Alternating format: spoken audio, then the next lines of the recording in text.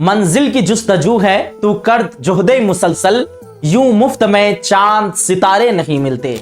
अस्सलाम वालेकुम प्यारे बच्चों, कैसे हैं आप लोग? उम्मीद है सब लोग खैरियत से होंगे। प्यारे बच्चों, जैसे कि आप तमाम लोगों को पता होगा, हम लोगों का क्लास 12th उर्दू के हिस्सा नसर वाला सेक्शन का पूरा कंप्लीट चैप्टर कवर हो चुका है और आप सभी के लिए बहुत बड़ी खुशखबरी, हम लोग महा मैराथन की हिस्सा नसर वाला सेक्शन से यानी हिस्सा नसर वाला बुक से कंप्लीट चैप्टर्स को एक ही क्लास में कवर करने के लिए जा रहे हैं। तो अब आप लोग पूरी तरह से जंग के लिए तैयार हो जाइए। मिलते हैं हम लोग शाम के 5:15 पे। सभी बच्चे अपने मुकर्ररा वक्त पे प्रेजेंट हो जाएंगे और अपना डाटा एमबी वगैरह सारी चीजों को प्रॉपर तरीके से अच्छे से तैयार करके रखेंगे, रेडी करके रखेंगे। शाम के 5:15 सब लोगों को प्रेजेंट हो जाना है अपने फिक्स टाइम पे। ठीक है बच्चों, उम्मीद है सब लोग आएंगे और पूरी कंप्लीट क्लास को करेंगे अच्छे से।